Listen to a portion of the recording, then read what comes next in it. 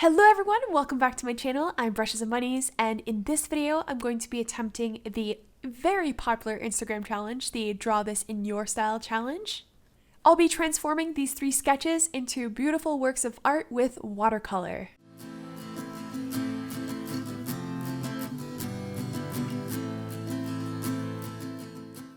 For this video, I really wanted to do more than one portrait, and I decided to select or randomly select 3 Instagram artists by searching for the hashtag Draw This in Your Style, and I found 3 that I really liked, and I actually never heard of them before. So I'll be talking about each of the Instagram artists I found, and also which drawing that I decided to redraw in my own style. To avoid having a super long video that's like half-hour long, I decided to upload, or I will be uploading, the actual sketching process up on my Patreon. So if you're interested in that, there's going to be tutorial videos of these 3 portraits up there, and of course link down below in the video description. The first Instagram artist that I found while searching for this hashtag was actually a person that goes by the name of Syrva. I can't pronounce it, but it's spelled S-Y-R-V-A, and I found this little devil character, and I was like, oh my god, it's so cute. I just love the characteristics of her face, and she had such a really strong, unique style that I wanted to see if I was able to recreate it in my own style. Now, just side note here, this Instagram artist, she does go to the same school, or she did go to the same school as I did in Sheridan College, so it's a very small world, so shout out to you, where we come from the same place, so it's kind of interesting. But yeah, so this character in itself was very unique, and I just loved, you know, the idea of painting red skin, and also just her hair was adorable. So I gave it a go. Now I did paint it not as dark as the character that the other artist did. I did paint it more of a pink hue rather than of an orangey and dark kind of burnt look. So my character has a little bit of a different skin tone, but nonetheless I had a lot of fun trying to keep it minimalistic almost, and try to just work with watercolor and avoid using pencil crayon, although I did use it as well. I think what I enjoyed the most about this one was just the fact that I was painting a really unique skin color or skin tone, red. I just have more fun painting colors, I don't know why, than regular skin shades like a light skin or a darker skin. For some reason, if I'm painting blue or red, which I don't normally do that often in my characters, I just have a lot more fun. I just feel like there's no restriction, and I just don't have to worry about getting the proper skin color, because it's not a proper skin color, it's just a red color, and it's just like, I don't know, there's just more freedom in it, I feel like. So I really did enjoy drawing this little character.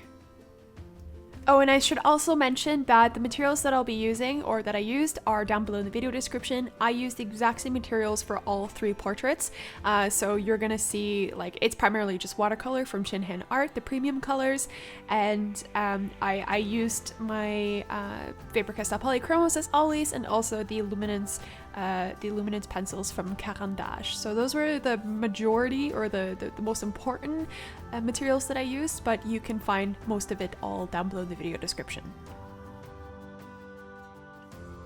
The next piece of art that I found via this challenge was from an artist called It's Lopez from Spain, and they do the cutest art ever, and I really wanted to redraw this one.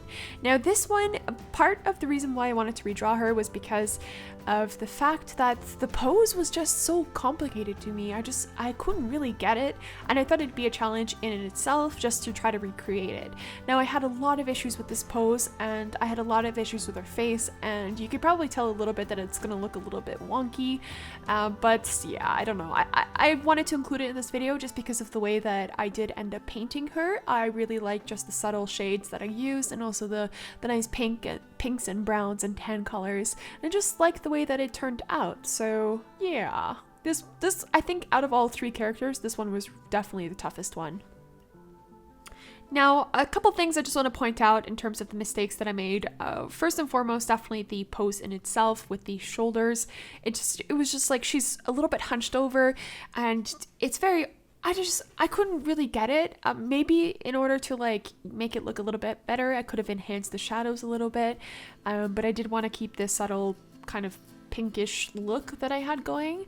And another mistake that I definitely did was the eyes. The character's eyes in general, from It's Lopez, the artist, they have very wide open eyes. It's a very specific style to this artist, and for me, I was trying to kind of recreate this wide openness as well in terms of my eye style, but the eyes that I typically do are quite slanted and kind of small in comparison.